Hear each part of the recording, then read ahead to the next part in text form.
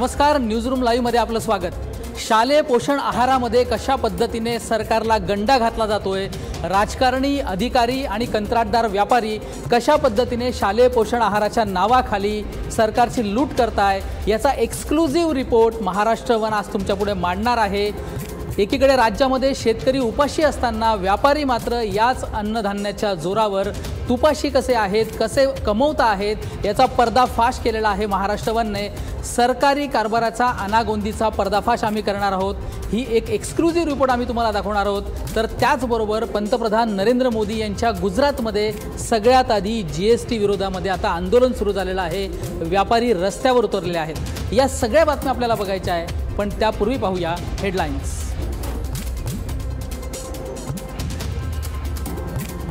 आता नगराध्यक्षांप्रमाणेच सरपंचांची होणार थेट लोकांमधून निवड, राज्य मंत्रिमंडळाचा महत्त्वाचा निर्णय।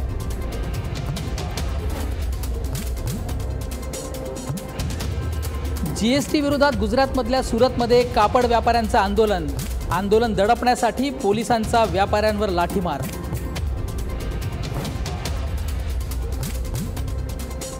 राष्ट्रपती पदाच्या निवडणुकीत छगन भुजबळ करणार मतदान, पीएमएलए कोर्टाने दिली मतदानाची परवानगी।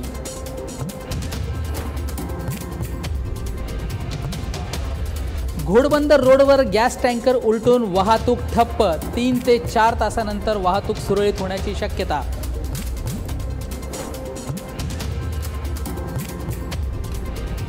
व्हॉट्सअप हॅक करून अश्लील मेसेज पाठवणाऱ्या कॉलेज युवकाला राजस्थानमधून अखेर अटक। पुणे, मुंबई आणि नाशिकमधल्या महिलांचे मोबाईल केले होते हॅक।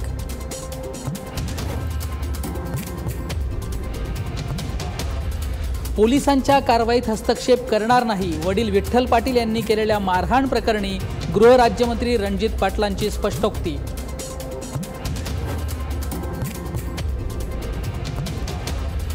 आणि माऊलींच्या ओढीने निघालेल्या दिंड्या आणि पालख्या पंढरीच्या वेशीवर, वारकऱ्यांच्या स्वागतासाठी पंढरी नगरी सजली।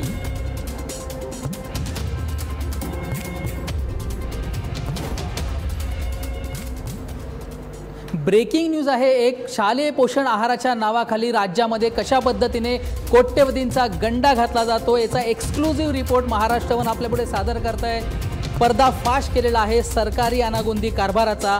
राज्यातल्या 82,636 जिल्हा परिषदांच्या शाळांमध्ये 1,12,00,000 विद्यार्थ्यांसाठी शालेय पोषण आहार योजना राबवली जाते।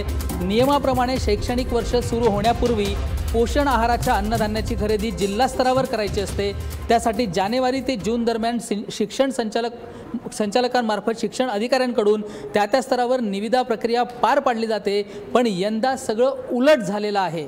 निविदा प्रक्रियाच मुळात जून महिन्यात सुरू करण्यात आली आहे। 33 जिल्ह्यांमध्ये 18 मे पासून निविदा प्रक्रिया हाती घेण्यात आली आहे। 3 महिन्यांमध्ये ही प्रक्रिया पूर्ण होईल।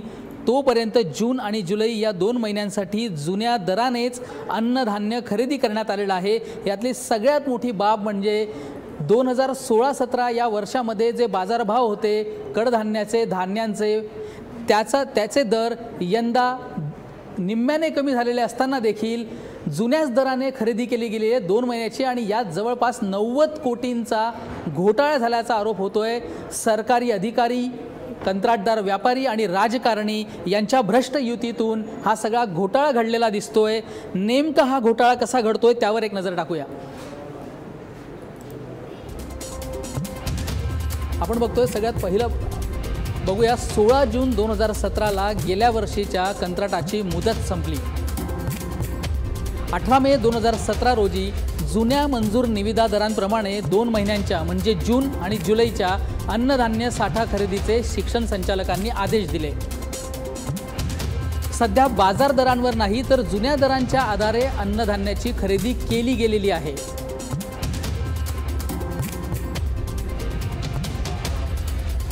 आणि या सगळ्या खरेदीमध्ये नेमका शिक्षण संचालकांनी कसा आदेशाचा घोळ घातलाय त्यावर एक नजर टाकूया। सगळ्यात पहिला आदेश काढला गेला तो 6 जून 2017 रोजी। यात शिक्षण संचालकांनी जिल्हा शिक्षणाधिकाऱ्यांना आदेश दिले। या आदेशात ते म्हणतात, शाळा सुरू होत असल्यामुळे जून जुलैला पोषण आहाराचा पुरवठा झाला पाहिजे, म्हणून जुन्या मंजूर दरानेच अन्नधान्य मालाची खरेदी करा। 19 जून 2017ला म्हणजे लगेचच शिक्षण संचालकांचा सुधारित आदेश निघाला। त्यात ते म्हणतात जुन्या मंजूर दराने खरेदी करू नका, ते दर चढे आहेत, सध्या बाजारात दर पडलेले आहेत.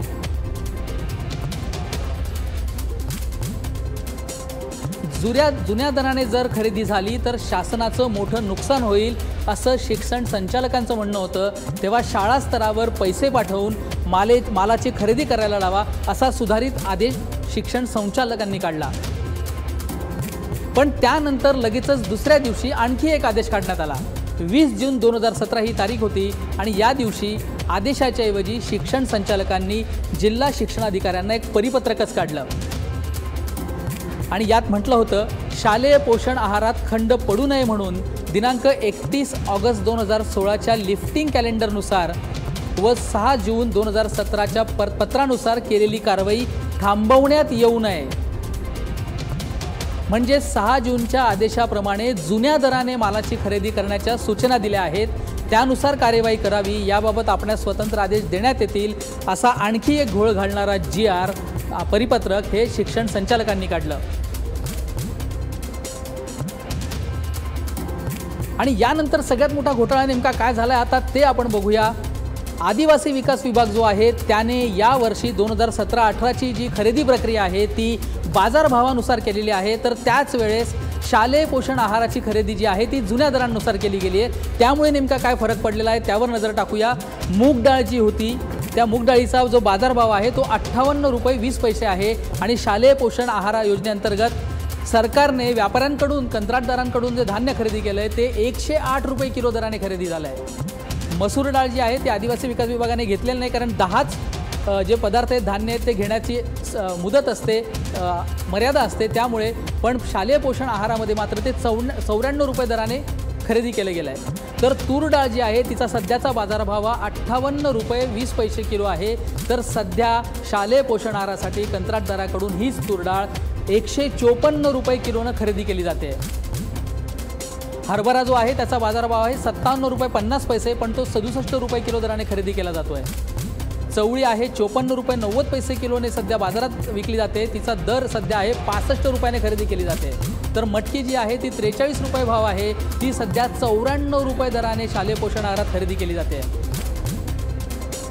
मूग जे आहे ते 58 रुपये किलो सध्या बाजारभाव आहे, पण शालेय पोषण आहारामध्ये तेच मूग 97 रुपये किलोनं खरेदी केले जात आहे. तर वाटाणा 31 रुपये आहे, तो 63 रुपयाने खरेदी केला जातो आहे. सोयाबीन तेल हे 99 रुपये किलो दराने खरेदी केलं जात आहे. कांदा मसाला 185 रुपये किलो दरानं खरेदी केला जातो आहे. तर हळद पावडर जी आहे तिचा बाजारातला भाव 97 रुपये किलो असताना ती 205 रुपये किलो दराने शालेय पोषण आहारासाठी खरेदी केली जाते. मिठाचा भाव 5 रुपये 86 रुपये किलो आहे, तेच मीठ 11 रुपयांना कंत्राटदारांकडून खरेदी केलं जात आहे. जिरं जे आहे ते 177 रुपये किलो असताना 151 रुपयाने ते खरेदी होत आहे. तर मोहरी ही जवळपास 49 रुपये किलो असताना ती 73 रुपये किलो दरानं खरेदी केली जाते. मिरची पावडर 99 रुपयांची आहे, ती सध्या 185 रुपये किलो दरानं कंत्राटदारांकडून घेतली जाते. गरम मसाला हा 99 रुपये आहे, तोही 185 म्हणजे दुप्पट दराने खरेदी केला जातो आहे.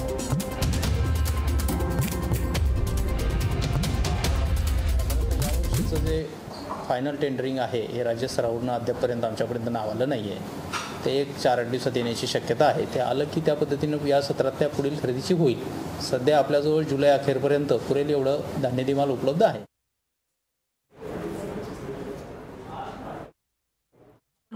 आपण बघतोय शालेय पोषण आहारामधला हा मोठा घोटाळा आहे.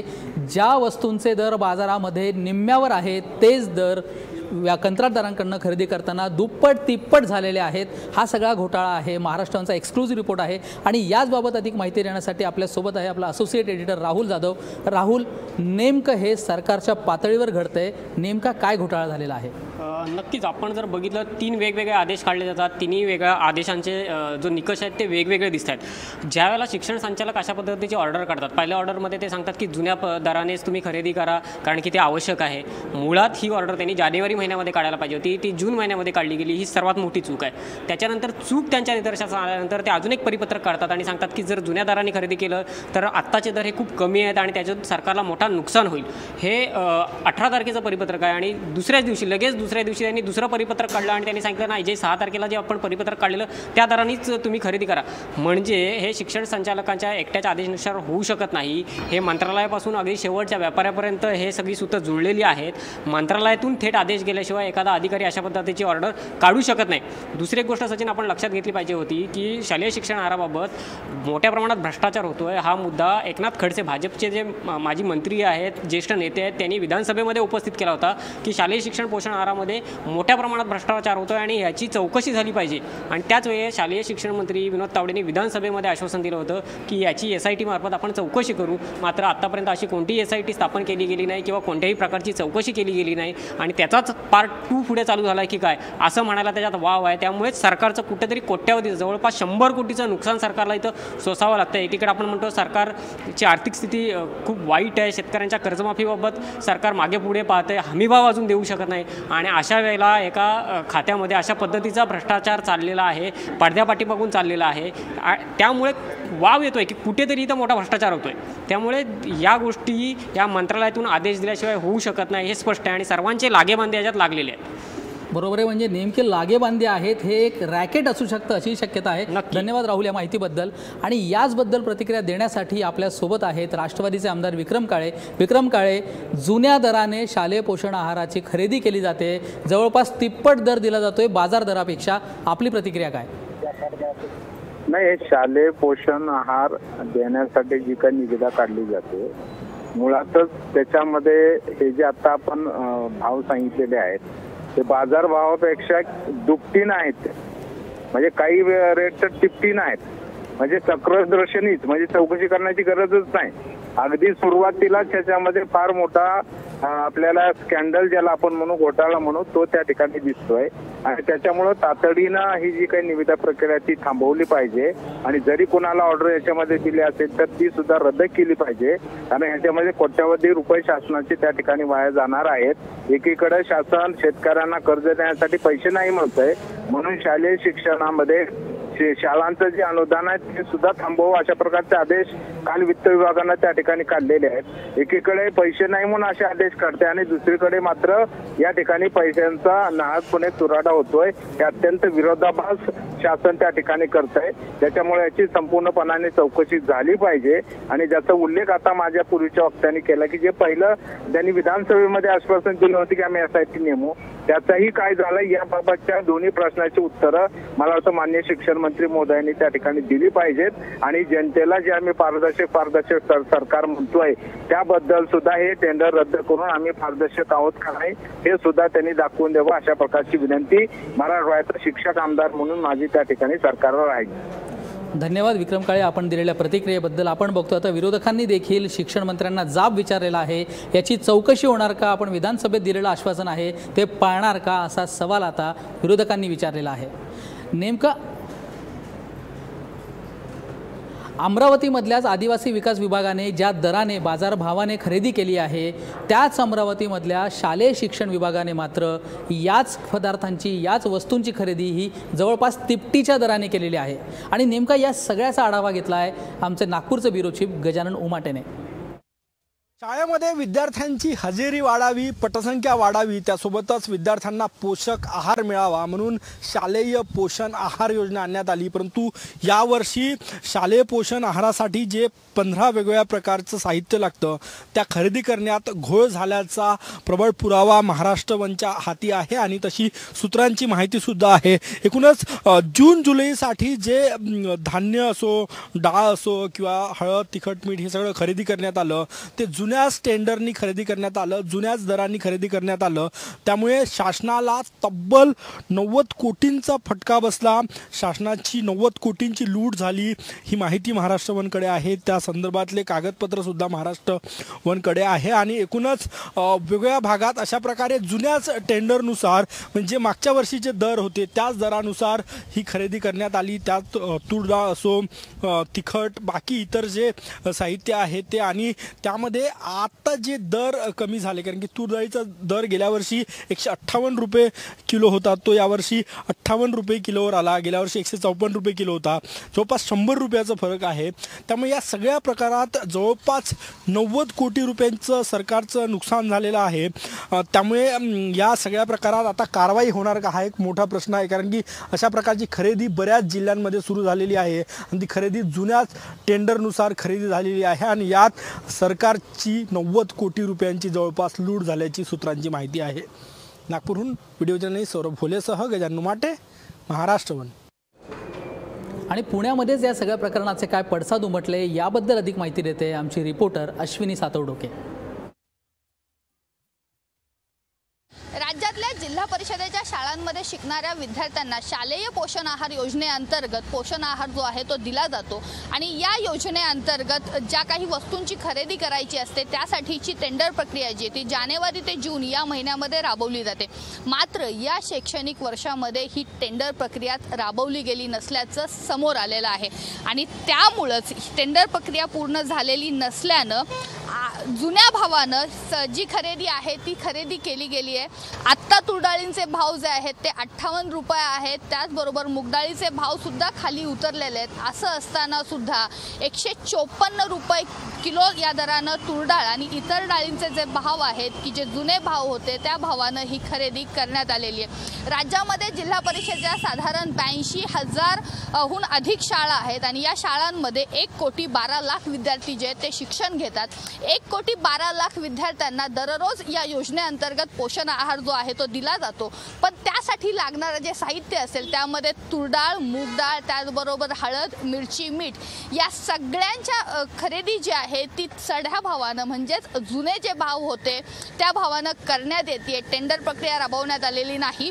राज्याचे जे शिक्षण संचालक आहेत सुनील चौहान यांनी या संदर्भात 3 वेगवेगळी पत्रं काढली आणि या 3 वेगवेगळ्या पत्रांमध्ये सुरुवातीला आहे त्या भावामध्ये जुने जे भाव होते त्या भावामध्ये खरेदी करण्यात यावी असं आदेश देण्यात आले. त्याच्यानंतर सध्याच्या भावाप्रमाणे खरेदी करण्यात यावी असं म्हणण्यात आलं आणि नंतर पुन्हा 3रं पत्र काढण्यात आलं. त्यामध्ये पुन्हा जुन्या दरानंच ही जी खरेदी आहे ही करण्यात यावी असे आदेश जे आहेत ते देण्यात आले. या सगळ्या प्रकारामध्ये राज्याच्या तिजोरीला कोट्यवधी रुपयांचा फटका जो आहे तो बसलेला आहे. चिक्की घोटाळ्याप्रमाणेच ही जी मोडस आहे ती वापरण्यात आलेली आहे.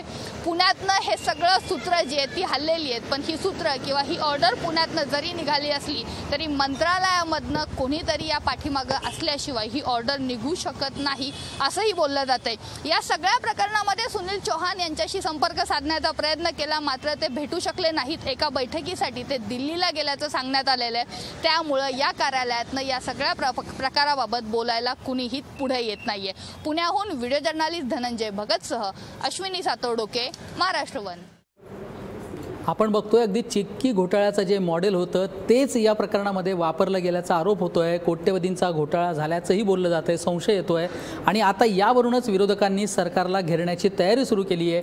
या सगळ्या प्रकरणाची चौकशी न्यायालयीन चौकशी झाली पाहिजे अशी मागणी राष्ट्रवादी काँग्रेसने केलेली आहे आणि त्याचबरोबर येत्या पावसाळी अधिवेशनामध्ये सरकारला याबाबत जाब विचारणार असं देखील नवाब मलिक यांनी म्हटलंय. त्यांच्याशी बातचीत केली आमचा असोसिएट एडिटर राहुल जाधवने. पोषण आहारातील सर्वात मोठा घोटाळा महाराष्ट्रवरनी समोर आणला आहे. याबाबत आपण अधिक माहिती घेणार आहोत राष्ट्रवादी काँग्रेसचे प्रमुख प्रवक्ते नवाब मलिक यांच्याकडून. नवाबभाई, शालेय पोषण आहारातील एक मोठा घोटाळा आपल्याला समोर येताना दिसतो आहे.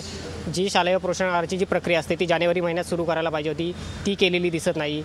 शिवाय ज्या दराने खरेदी करायला पाहिजे होतं या वर्षीच्या दरांच्या ऐवजी गेल्या वर्षीच्या दराने अन्नधान्य खरेदी केलं जाते. काय तुमची प्रतिक्रिया आहे? शालेय पोषण आहार उपलब्ध करून देणे हा नियमित चालणारा काम आहे. सरकारला माहीत आहे जून महिन्यापासून शाळा सुरू झाल्यानंतर आपल्याला पोषण आहार पुरवठा करायचा आहे. त्यांना जानेवारीमध्ये न करता मागच्या वर्षाच्या दराने खरेदी करा हे आदेश काढणे याच्या मागचा उद्देश एकच आहे.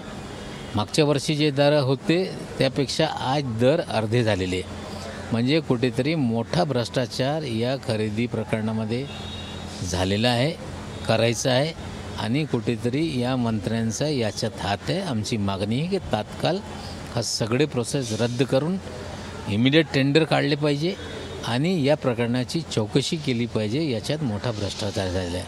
आणखीन एक माहिती आमच्याकडे जेव्हा 31 मार्च बजेटच्या शेवटचे 2-4 दिवस होते, शिक्षण खात्यामध्ये शालेय पोषण आहारचे पैसे देण्यासाठी मोठ्या प्रमाणावर देवाणघेवाण झालेली आहे, त्याची पण चौकशी करावी ही आमची मागणी आहे. शाळा सुरू झालेल्या आहेत, पण अनेक शाळांनी अजूनही शालेय पोषण आहारासाठी आवश्यक असणाऱ्या वस्तू खरेदी केलेल्या नाहीत. विद्यार्थ्यांचं नुकसान होतं याच्यात, म्हणजे राज्यकर्ते त्यांचा फायदा करून घेतात, पण विद्यार्थ्यांचा कुठेतरी नुकसान होतं आहे. पाटी जर दुकानाची बघितली तर जे आदेश यांनी काढलेले त्याच्यापेक्षा स्वस्त दराने सगळं साहित्य उपलब्ध आहे. 15 दिवसासाठी मार्केट सर्वे करून त्यांना खरेदी करण्याची परवानगी दिली पाहिजे आणि इतर पुरवठ्यासाठी दुसरा टेंडर काढून हा पुरवठा खरेदी केलं पाहिजे आणि जो आदेश काढण्यात आला आहे ते तात्काळ रद्द करावा. याच्यातून मोठा भ्रष्टाचार होणार आहे. भाई, आपण पण वेगवेगळे घोटाळे शालेय शिक्षण विभागाचे बाहेर काढले होते, पण कुठेही त्याची चौकशी होत नाही, क्लीन चिट दिली जाते. मुख्यमंत्र्यांचं जे नियंत्रण त्यांच्यावरती हवं होतं किंवा ज्या पद्धतीने पकड हवं होती ती कुठं दिसत नाही, की मुख्यमंत्र्यांची त्याला फूस आहे किंवा मुख्यमंत्र्यांची त्याला सूट आहे असं आपल्याला वाटतं. गेले निवडणुकांमध्ये आपण पाहिले, नगरपालिका असतील, महानगरपालिका असतील, करोडो रुपये त्यांनी अपाट पैसे खर्च केले. मुख्यमंत्रीला माहीत नाही किंवा मुख्यमंत्रीचे आशीर्वाद नाही, मुख्यमंत्री क्लीन चिट देत आहे, त्यांच्या माहिती असताना हा सगळा भ्रष्टाचारी कारभार सुरू आहे. संपूर्ण भारतीय जनता पक्ष या भ्रष्टाचारामध्ये सामील असताना त्याचे पैसे पक्षासाठी ते वापरत आहे हे स्पष्ट आहे. तर नवाबभाई, महाराष्ट्र वनच्या माध्यमातून हा जो घोटाळा समोर आला आहे, पक्ष म्हणून राष्ट्रवादी काँग्रेसचे मी प्रमुख प्रवक्ते आहात, काय मागणी करा?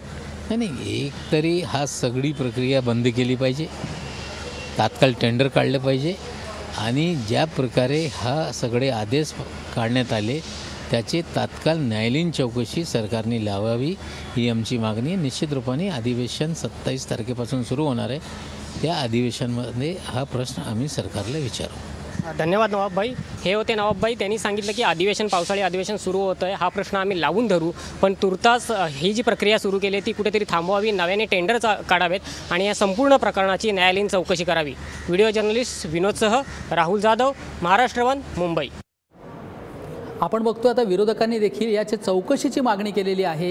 एकीकडे आदिवासी विकास विभागाने हीच प्रक्रिया व्यवस्थित नियमानुसार राबवलेली असताना शालेय शिक्षण विभागाने मात्र हा सगळा GRचा घोळ घातला आहे, परिपत्रकांचा घोळ घातला आणि त्यानंतर सरकारी अधिकारी, कंत्राटदार यांनी जो घोळ घातलेला आहे त्याने सरकारला कोट्यवधींचा फटका बसलेला आहे.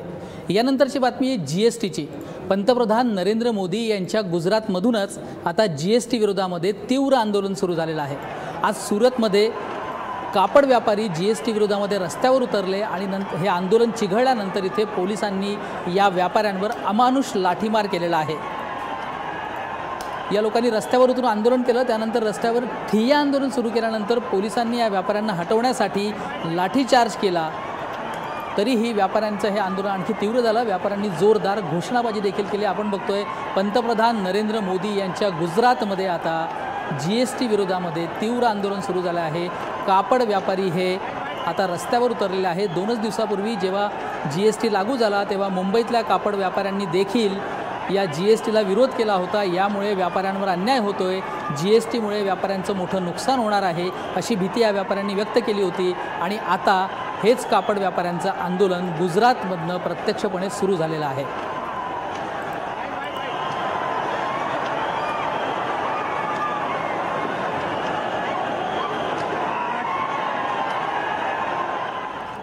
बुलेटिनमध्ये एक वेळ झाली आहे ब्रेकची, पण ब्रेकवर जाता जाता आमचा आजचा सवाल पाहूया. आमचा आजचा सवाल आहे, नोटबंदीचं अपयश झाकण्यासाठी पंतप्रधानांनी काळ्या पैशाचा धाक दाखवलाय का? आजचा सवाल बघा रात्री 9 वाजता. वोट करण्यासाठी टाईप करा MH1 स्पेस ACS स्पेस, उत्तर Y असेल, उत्तर होय असेल तर Y किंवा नाही असेल तर N आणि पाठवा 56161 या नंबरवर.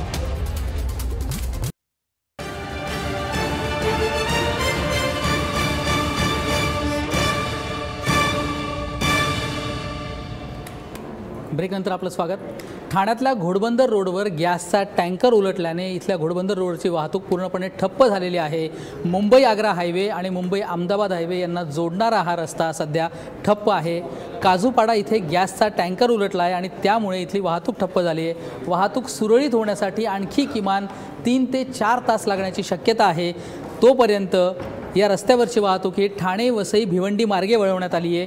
ही घटना काजूपाड्याजवळ घडलेली आहे आणि हा टँकर उलटल्यानंतर टँकर चालक मात्र इथून फरार झालेला आहे आणि खबरदारी म्हणून पोलिसांनी इथली वाहतूक थांबवली आहे। आणि याचबाबत अधिक माहिती घेऊया, आपले रिपोर्टर आतिश भोईर आपल्यासोबत आहे। आतिश, नेमकी सध्याची अपडेट काय आहे?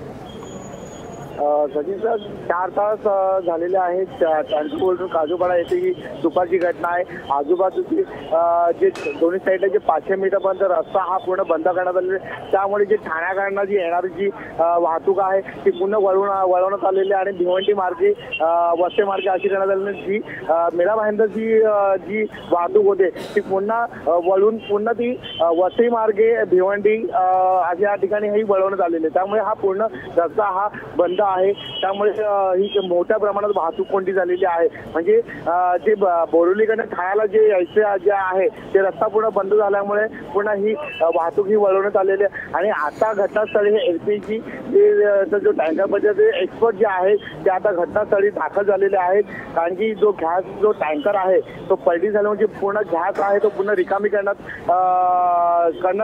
करण्यासाठी एक्सपर्ट जे आहेत ते बोलवण्यात आलेले आहे। त्यामुळे अजूनपर्यंत सुद्धा ही वाहतूक अजूनपर्यंत बंद करण्यात आली, त्याला तरी सुद्धा अजूनही 2 ते 3 तास लागण्याची संभावना आहे। धन्यवाद आतिश दिलेल्या माहितीबद्दल। आपण बघतोय अजूनही पुढचे काही तास ही वाहतूक सुरळीत होण्याची शक्यता नाही। आता ऑफिसेस सुटायची वेळ झालेली आहे आणि हा रहदारीचा रस्ता आहे। बोरिवलीकडून ठाण्याला येणाऱ्या आणि ठाण्याहून बोरिवलीला जाण्यासाठीचा हा सोपा मार्ग आहे, पण आता हा मार्ग बंद झाल्यामुळे इथली वाहतूक जाम तर झाले, ट्रॅफिक जाम तर झालेला आहे, पण मोठ्या प्रमाणात लोक इथे अडकले आणि पुढचे काही तास तरी ही वाहतूक कोंडी अशीच राहण्याची शक्यता आहे। आता राज्य सरकारने घेतलेल्या एका मोठ्या निर्णयाची बातमी। नगराध्यक्षांप्रमाणेच आता सरपंचसुद्धा लोकांमधूनच निवडून येणार आहे। थेट निवडणूक घेण्याचा निर्णय आज राज्य मंत्रिमंडळाने घेतलेला आहे। या निर्णयाला मान्यता दिलेली आहे। येत्या सप्टेंबर-ऑक्टोबरमध्ये होणाऱ्या अंदाजे 8000 ग्रामपंचायत निवडणुकीमध्ये या निर्णयाची अंमलबजावणी केली जाणार आहे। राज्यात एकूण 29,000 ग्रामपंचायती असून सरकार वटहुकूम करणार आहे। त्यानंतर कायदा मंजूर करून सरपंचांच्या अधिकारात देखील वाढ केली जाणार आहे। गावाचा अर्थसंकल्प बनवण्याचा अधिकार हा सरपंचांकडे दिला जाणार आहे। ग्रामसभेला अर्थसंकल्प मंजूर करण्याचे अधिकार वाढवून दिले जाणार आहेत। सरपंच पदाच्या निवडणुकीसाठी 7वी पासची पात्रता ही 1995 नंतर उमेदवारांना लागू केली 1995 नंतरच्या उमेदवारांना लागू केली जाईल। त्यापूर्वी जन्मलेल्यांना ही अट नसणार आहे।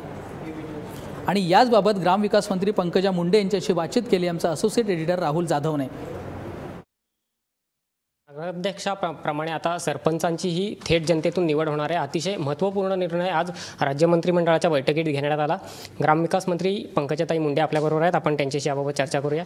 पंकजाताई, अतिशय महत्त्वाचा निर्णय, बरेच वर्ष प्रतीक्षा करावी लागली आणि शेवटी आज अखेर हा निर्णय झाला आहे। काय फायदा होणार आहे यातून?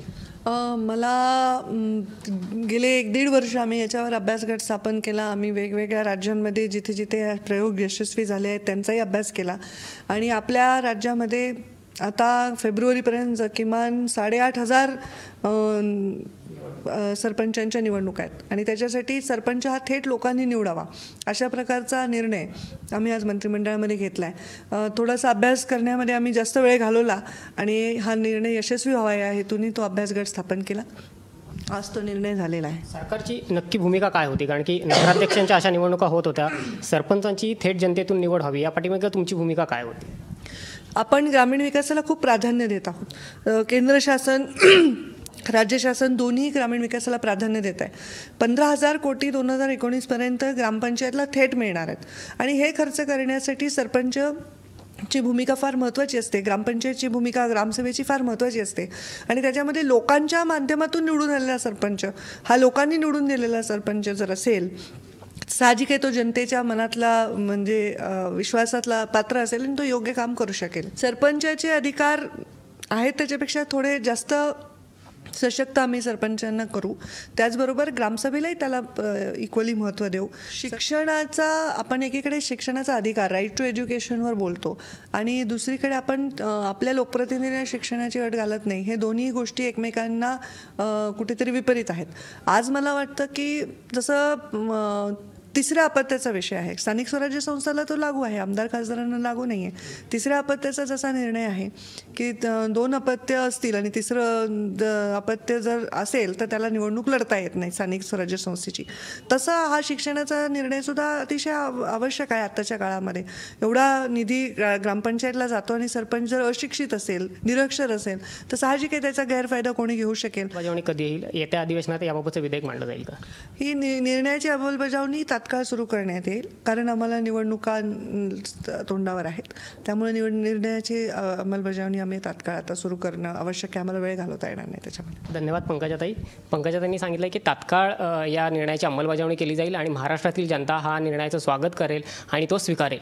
व्हिडिओ जर्नलिस्ट विनोदसह राहुल जाधव, महाराष्ट्र वन, मुंबई. आपण बघतोय सरकारने अत्यंत महत्त्वाचा निर्णय घेतला आहे आणि येत्या वर्षातच याची अंमलबजावणी देखील केली जाणार आहे. आणि याचबाबत प्रतिक्रिया दिली आहे हिवरे बाजार ग्रामपंचायतीचे सरपंच पोपटराव पवार यांनी. केंद्राच्या 14 वित्त आयोगातून सर्व निधी हा गावाच्या स्तरावर दिलेला आहे आणि ग्रामपंचायत स्तरावर निधी आल्यानंतर सरपंच जर शिकलेला नसेल तर नेमकी योजना आणि त्याचं स्वरूप त्याला कळणार नाही. म्हणून शिक्षण ही आट महत्वाची होती. आणि दुसरी गोष्ट अशी की आता आपण पाहतो खूप ठिकाणी सरपंच हा प्रतिष्ठेसाठी झाला. 6 महिन्यात बदल होऊन सरपंच व्हायला लागले. एका वर्षात 5 सरपंच, 12 सरपंच. तर यातून कमीत कमी एक ग्रामपंचायत स्तरावर आणि गावामध्ये 5 वर्षासाठी एक स्थिरता येणार आहे. आणि एकच सरपंच 5 वर्ष गावात जर राहिला तो खूप चांगल्या पद्धतीने गावामध्ये काम करू शकाल. म्हणून हा निर्णय ग्रामपंचायतीच्या दृष्टीने एक चांगल्या प्रकारचा आहे. कारण 6 महिन्यांनी एका वर्षात सरपंच बदलणारा असेल तर मग योजनांची अंमलबजावणी महत्वाची आहे की प्रतिष्ठा महत्वाची. मग या निर्णयामुळे की ग्रामपंचायत योजना अंमलबजावणी आणि लोकांचे प्रश्न हे यातून सुटण्यासाठी खूप चांगली मदत होणार आहे. की गावामध्ये जाऊन गावाच्या प्रश्नावर आधारित गावाचं नियोजन गावाने केलं पाहिजे. आणि म्हणून आपल्या गावाला काय पाहिजे, त्याचं बजेट कसं असलं पाहिजे, हा जो निर्णय आहे तो निर्णय सुद्धा खूप महत्वाचा आहे. की आता एक ठीक आहे 100% यश येणार नाही, पण जे काही घरालांचे सुशिक्षित सरपंच पंचायतीमध्ये आपण पाहतो MBA, डॉक्टर, इंजिनियर मुलं सरपंच होऊ राहिले. निश्चितपणे शिकलेल्या या सरपंचांना आपलं बजेट कसं मांडायचं याचा अधिकार मिळाल्यामुळे गावाच्या विकासाच्या अनुरूप बजेट आता मांडलं जाईल आणि त्यातून गावामध्ये निश्चितप्रमाणे खूप चांगल्या प्रकारचे बदल उद्याच्या भविष्यकाळात दिसतील. गृहराज्यमंत्री रणजित पाटील यांच्या वडिलांनी शाळेतल्या एका कर्मचाऱ्याला मारहाण केल्याची घटना काल घडली आहे. या घटनेमुळे मोठा खळबळ उडालेली आहे आणि या मारहाणीचा व्हिडिओ व्हायरल झाल्याने ही खळबळ उडाली आहे. गृहराज्यमंत्री रणजित पाटील यांचे वडील आणि माजी आमदार विठ्ठल पाटील यांनी घुंगशी इथल्या भाऊसाहेब देशमुख विद्यालयात कर्मचाऱ्याला मारहाण केली आहे. या शाळेत जाऊन त्यांनी कुठलाही अधिकार नसताना तपासणीचा प्रयत्न केला. या दरम्यान कर्मचाऱ्यांनी त्यांना माहिती देण्यास नकार दिल्याने त्यांनी या कर्मचाऱ्याला मारहाण केली आहे. या प्रकरणी गुन्हा दाखल झाला असला तर या प्रकरणी पोलीस ठाण्यात तक्रार दाखल झाली आहे, पण अजूनही कोणतीही कारवाई करण्यात आलेली नाही.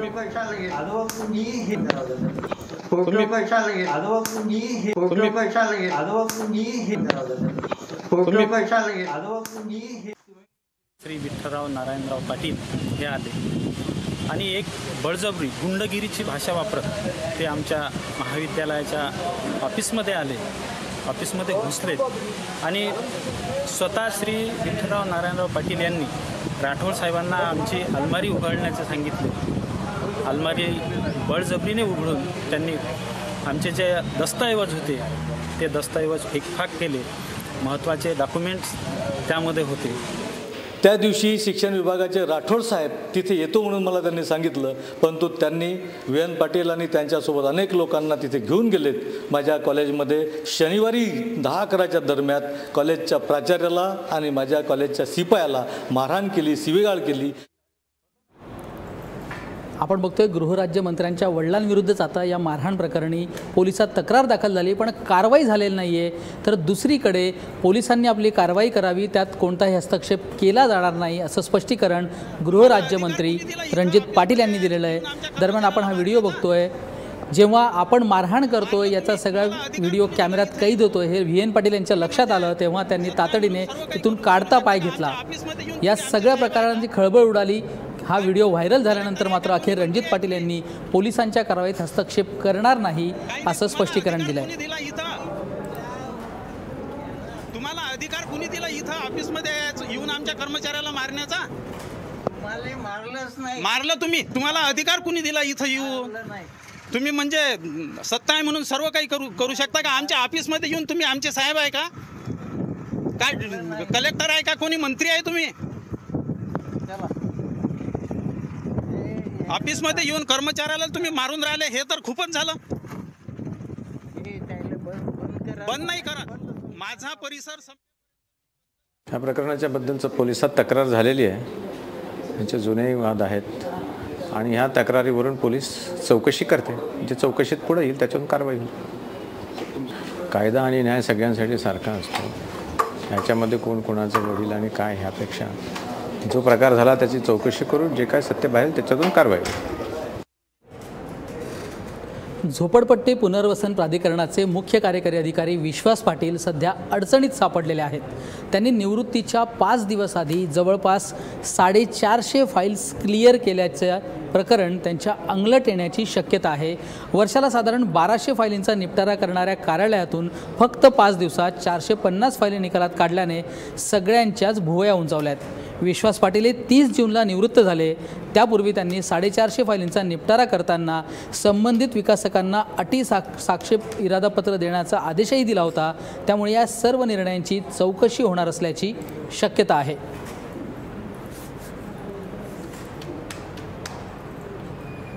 महाराष्ट्र सदन घोटाळ्या प्रकरणी सध्या जेलमध्ये असलेले छगन भुजबळ यांना राष्ट्रपती पदाच्या निवडणुकीमध्ये आता मतदान करता येणार आहे. राष्ट्रपती निवडणुकीसाठी आपल्याला विधिमंडळात जाऊन मतदान करण्याची परवानगी देण्यात यावी अशी विनंती छगन भुजबळांनी केली होती. PMLA कोर्टाकडे भुजबळांनी ही विनंती केली. त्यानंतर या कोर्टात त्यांच्या अर्जावर सुनावणी झाली आणि कोर्टाने त्यांना मतदान करण्याची परवानगी दिलेली आहे. बुलेटिनमध्ये वेळ झाली एका ब्रेकची. पाहत रहा महाराष्ट्रवन.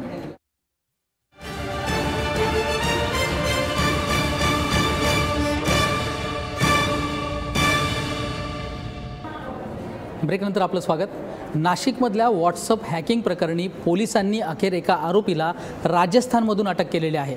दिप्तेश सालेचा असं या युवकाचं नाव आहे. तो BCOMच्या 3ऱ्या वर्षाला शिकतोय आणि नाशिकमधल्या अनेक डॉक्टर, उद्योजक, महिलांचे व्हॉट्सअप हॅक करून त्यानं अश्लील मेसेजेस पाठवले होते. या प्रकरणामुळे नाशिक पोलीस हैराण झाले होते. अखेर नियोजनबद्ध तपास केल्यावर पोलिसांना दिप्तेशची माहिती मिळाली. दिप्तेश हा BCOMच्या 3ऱ्या वर्षात शिकतोय आणि त्याने पुणे, मुंबई आणि नाशिकमधल्या जवळपास 30 महिलांचे व्हॉट्सअप हॅक केल्याची माहिती पुढे येते.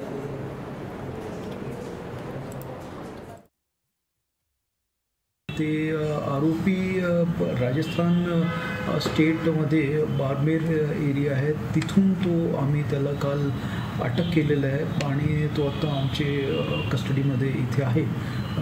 आणि त्याच्या जे तो BCOM 3rd इयरचा स्टुडंट आहे, तसेच हे सध्याची इंटरोगेशनमध्ये असं समोर आलेलं आहे की ते त्याच्या भावाच्या वायफाय ॲड्रेसवरून किंवा वायफायवरून हे सगळं करत होतं. आणि सुरुवातीला त्यांनी एक आपले जे मित्र आहेत त्यांना पाठवलं होतं. त्याला असं वाटलं की व्हॉट्सॲप इज कॅन बी हॅक्ड आणि ते हॅक केल्यानंतर त्यांनी मग मुंबईला केलं आणि त्याच्यानंतर मुंबईवरून नाशिक आणि पुणे असं इथपर्यंत त्यांनी हे पाठवले होते. त्याच्यात 29 महिला आणि 2 पुरुष यांचे कंप्लेंट्स किंवा त्यांची स्टेटमेंट्स आम्ही रेकॉर्ड या गुन्ह्यामध्ये केलेली आहे. याच्यामध्ये अजून मला एक सांगायचे की असं कुठलेही तुमच्याकडे जर कोणी मागणी करत आहे OTP कोडबद्दल, हे आपण कोणी करू नये.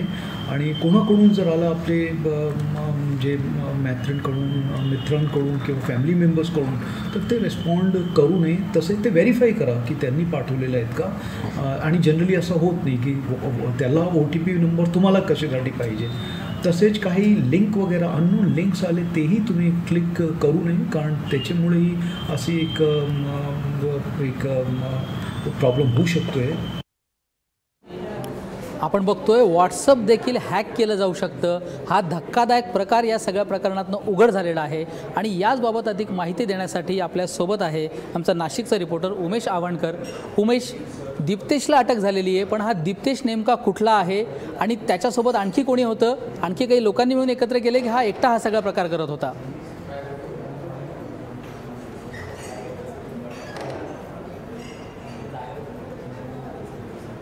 आपल्यासोबत आहे उमेश आवणकर, आपला रिपोर्टर नाशिकचा. उमेश, नेमकं काय माहिती मिळते? दीप्तेशने एकट्याने हा सगळा प्रकार केलेला आहे की त्याच्यासोबत कोणी होतं? सचिन, 28 जून रोजी हा सर्व प्रकार उघडकीस आलेला आहे. त्याच्यानंतर नाशिक पोलीस या संबंधित आरोपीच्या मागावर होते आणि अखेर काल राजस्थानमधून या दीप्तेश साचेलाला अटक करण्यात आलेली आहे. खरं तर हा एकटा आहे की आणखी कोणी याच्यासोबत या हॅकिंग प्रकरणामध्ये आहे याचा तपास आता पोलीस करतायत, कारण की संशयिताकडे अजून चौकशी करण्याचं काम सुरू आहे. त्याची पोलीस कोठडी देखील आज वाढवून मिळालेली आहे. त्यामुळे या सर्व प्रकरणामध्ये त्याचे साथीदार आणि त्या हॅकिंग मागचा काय उद्देश आहे याची माहिती घेता आता पोलीस घेतील. खरं तर विशेष म्हणजे या सर्व प्रकरणामुळे सोशल मीडियामध्ये जे आहे ती पूर्णपणे खळबळ माजली होती. 29 महिलांचा या ठिकाणी समावेश होता आणि मोठ्या प्रमाणावर खळबळजनक एकदम असा हा प्रकार असल्यानं महिलांनी देखील व्हॉट्सअप वापरणं बंद केलं होतं. वारंवार नाशिक पोलीस आहे या सोशल मीडियाच्या वापरासंदर्भात सूचना करत होते आणि पोलीस देखील हा आरोपी कोण आहे याच्या मागावर होते. खरं तर हा बीकॉमला 3ऱ्या वर्षात शिकणारा दीप्तेश असं काही कृत्य करेल त्या चेहऱ्यावरून देखील वाटत नाही. मात्र काल रात्री त्याला राजस्थानमधून या ठिकाणी नाशिक पोलिसांनी ताब्यात घेत आहे. आज त्याला या ठिकाणी नाशिकच्या न्यायालयात हजर करण्यात आलं आणि पुढील तपासासाठी पुन्हा त्याची पोलीस कोठडी या ठिकाणी पोलिसांनी मागितली आहे. सचिन, धन्यवाद उमेश या माहितीबद्दल. आपण बघतोय की व्हॉट्सअप देखील हॅक केलं जाऊ शकतं आणि व्हॉट्सअप देखील सुरक्षित नाही आहे, हे सगळे या प्रकारामुळे एकदा सिद्ध झालेलं आहे. सरकारने शेतकऱ्यांची थट्टा केलेली आहे. अनुदान तर जाहीर केलं पण ते शेतकऱ्यांपर्यंत पोहोचलेलं नाही आहे. सरकार ते अनुदान देत नाही या शब्दात अजित पवार यांनी पुन्हा एकदा सरकारवर टीका केलेली आहे. या सरकारनं कर्जमाफी केली खरी, पण हा तर सगळा सावळा गोंधळ सुरू आहे. गरजू शेतकऱ्याला कर्जमाफीचा लाभ मिळत नाही तोपर्यंत राष्ट्रवादीचा संघर्ष थांबणार नाही असा इशारा देखील अजित पवारांनी यावेळी दिला आहे. ते सांगलीतल्या राष्ट्रवादी काँग्रेसच्या मेळाव्यात बोलत होते. मला आता देखील सांगली जिल्हा मध्यवर्ती सहकारी बँकेने मला जयंतरावांना, सुनील तटकरे साहेबांना ही कर्जमाफीची योजना त्याच्यातली वस्तुस्थिती काय ती त्या ठिकाणी लक्षात आणून दिलेली. आम्ही पण सगळी माहिती घेतो. त्याच्यावर व्यवस्थितपणे गरजू शेतकऱ्याला या कर्जमाफीचा व्यवस्थितपणे लाभ मिळत नाही तोपर्यंत राष्ट्रवादी काँग्रेस पक्ष हा संघर्ष थांबवणार नाही. एकीकडे अजित पवारांनी सरकारवर टीका तर केलीच, पण आपल्या स्टाईलने त्यांनी कृषी मंत्री पांडुरंग फुंडकर यांना देखील टोला लगावला आहे. त्यावेळेस कुठे देशाचे कृषी मंत्री होते तुम्हीच पहा, ते योगा करत बसले होते. काय आता योगा? इथं शेतकरी फार आडवा व्हायची वेळ आली आणि याचा योगा चालला. काय आता त्या कृषी मंत्र्याला म्हणावं? आणि आपला तर कृषी मंत्री कुठंच दिसत. मी म्हटलं कुठे पावसाळ्यात कुठे तुम्ही आहे? दादा मी आहे, आता कुठं आहे? मोठ्या शहरांमधल्या कचऱ्याचा प्रश्न, त्यावरची आंदोलनं आपण ऐकली आहेत, पण नगर जिल्ह्यातल्या श्रीगोंद्यामध्ये देखील कचऱ्याच्या मुद्द्यावरूनच जोरदार आंदोलन पेटलेलं आहे. इथल्या कचऱ्याच्या समस्येनं गंभीर स्वरूप धारण केलेलं आहे. संतप्त रहिवाशांनी कचऱ्याचा ट्रॅक्टर पालिकेसमोर ओतून कचरा पेटवून दिला आहे. साळणदेवी मार्गावरील कचरा डेपो बंद करण्याची मागणी देखील यावेळी या नागरिकांनी केली आहे. दरम्यान यावेळी काही संतप्त महिलांनी पालिकेच्या आवारात बांगड्या आणून टाकल्या आणि प्रशासनाचा जोरदार निषेध केलेला आहे.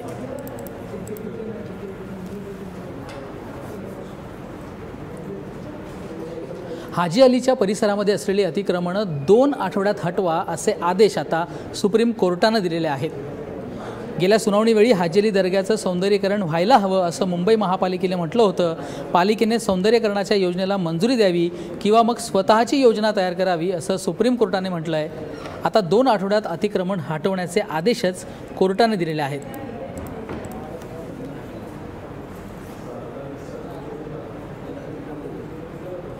एका मांजरीच्या मुद्द्यावरून पिंपरी चिंचवडमध्ये एका महिलेचा हत्या झाल्याचा प्रकार घडलेला आहे। धक्कादायक ही घटना पिंपरी चिंचवडमध्ये घडलेली आहे।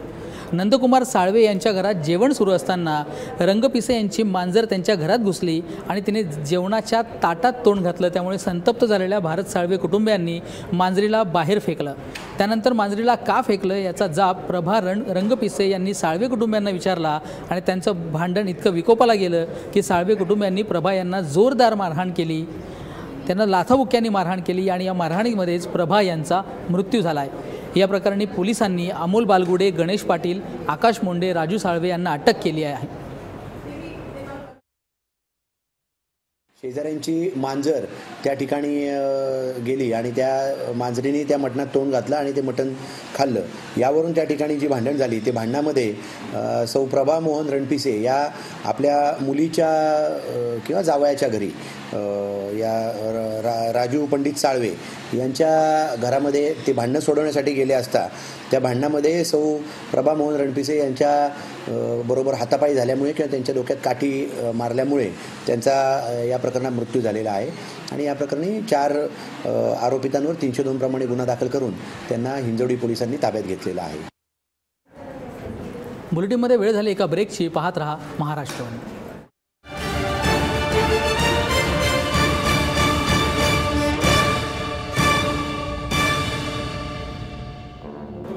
ब्रेकनंतर आपलं स्वागत।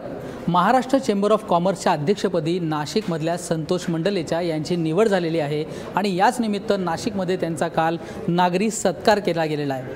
केंद्रीय संरक्षण राज्यमंत्री सुभाष भामरे, नाशिकच्या महापौर रंजना भानसी यांच्या हस्ते मंडलेचा यांचा सत्कार करण्यात आला आहे। या निमित्त नाशिकमधील उद्योजकांसह नागरिकांनी देखील मंडलेचा यांचं अभिनंदन केलं आणि पुढच्या वाटचालीबाबत नाशिकच्या औद्योगिक विकासाच्या दृष्टीने कोणती कामं होणं अपेक्षित आहे या संदर्भात यावेळी चर्चा देखील करण्यात आली।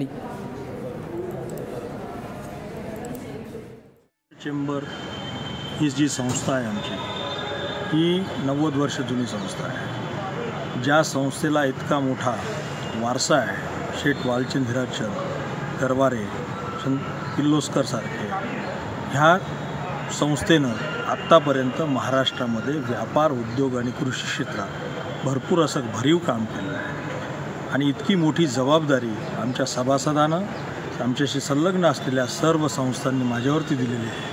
या संस्थेने जी काही माझ्यावरती जबाबदारी दिलेली आहे, निश्चितपणानं ह्या सभासदांच्या आणि व्यापार, उद्योग आणि कृषी क्षेत्राच्या करता भरीव काम करण्याची माझी मनीषा आहे।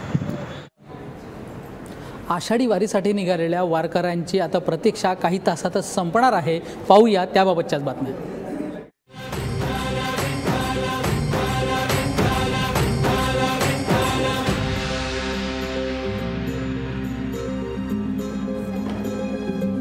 आषाढी वारीच्या सोहळ्यासाठी पंढरपूर नगरी सज्ज झालेली आहे। इथे लाखो वारकरी दाखल झालेले आहेत आणि या वारकऱ्यांच्या स्वागतासाठी पंढरपूर नगरी सज्ज झालेली आहे। विठुराच्या दर्शनासाठी सगळे वारकरी आसुसलेले आहेत। इथे वारकऱ्यांची गर्दी होऊ लागली आहे आणि हीच विहंगम दृश्य आहेत पंढरीच्या वारीची।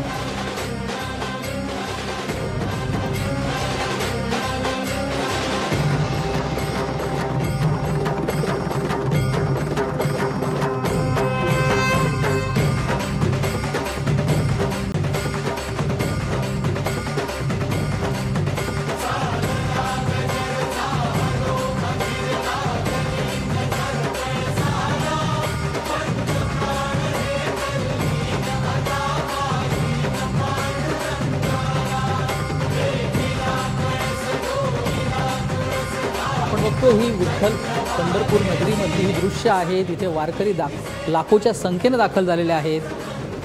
श्री विठ्ठल गाभाऱ्यातल्या आजच्या आनंद सोहळ्यात देखील अनेक जण सहभागी झाले होते। आमचा रिपोर्टर नितीन शिंदेने त्याचा आढावा घेतलाय। पाहूयात नेमकं तिथे काय सुरू आहे। अवघे गरजे पंढरपूर चालला नामाचा गजर या आषाढीच्या सोहळ्यासाठी लाखो भाविक पंढरपूरमध्ये दाखल झालेले आहेत। या विठुरायाचं दर्शन घेण्यासाठी आता 8 ते 10 लाख भाविक पंढरी नगरीमध्ये दाखल झालेले आहेत। मिनिटाला जवळपास 40 ते 45 भाविक या ठिकाणी दर्शन घेत आहेत। उद्या याच ठिकाणी मुख्यमंत्री देवेंद्र फडणवीस सपत्नीक महापूजा करणार आहेत। या आषाढी सोहळ्यासाठी मंदिर समिती, नगरपालिका, महसूल प्रशासन सर्व ठिकाणी सोयी दिलेल्या आहेत। 65 एकर असेल, चंद्रभागा, वाळवंट असेल, नवीन 3 ठिकाणी केलेली बस स्थानक असेल, या ठिकाणी पिण्याचं पाणी, लाईट या सर्व सुविधा केलेल्या आहेत। आणि या विठुरायाचं दर्शन घेण्यासाठी भाविक आता आपण पाहतो की या ठिकाणी भाविक हे दर्शन रांगेत उभारलेले आहेत। ही जी दर्शन रांग आहे ही पंढरपूरपासून 8 ते 9 किलोमीटर म्हणजेच गोपाळपूरपर्यंत गेलेली आहे। आणि या आषाढीच्या सोहळ्यासाठी उद्या मुख्यमंत्री पहाटे 2 वाजता या ठिकाणी येतील आणि याच ठिकाणी मुख्यमंत्र्याची महापूजा संपन्न होईल। टी. शिंदे, महाराष्ट्र वन, पंढरपूर।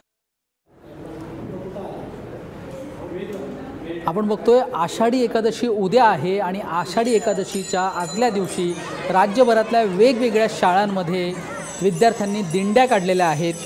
अनेक विद्यार्थी हे वारकऱ्यांच्या वेशामध्ये आज शाळेत गेले, तिथे दिंड्या काढण्यात आल्या आहे, पालखी काढण्यात आलेली आहे। सावर्डे इथल्या सह्याद्री शिक्षण संस्थेच्या प्राथमिक शाळेत देखील विद्यार्थ्यांनी दिंडी काढली आहे। यामध्ये विद्यार्थी हे विठ्ठल रुक्मिणी, वारकरी ज्ञानेश्वर यांच्या वेशात सहभागी झाले होते। तुळस घेऊन दिंडीमध्ये मुलीही सहभागी झाल्या होत्या। हे विठ्ठलाच्या दिंडीत विठ्ठलाची पालखी काढून अभंग म्हणून विठुरायाच्या गजरात यावेळी जोरदार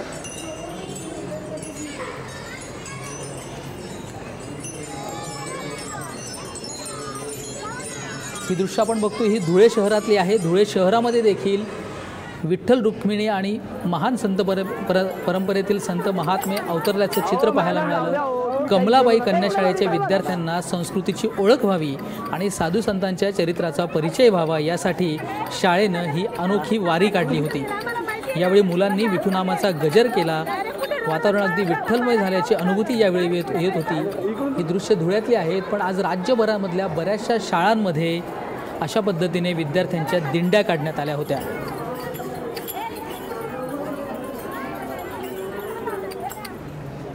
बुलेटिनमध्ये वेळ झाली, इथेच थांबण्याची। पाहत राहा महाराष्ट्र वन।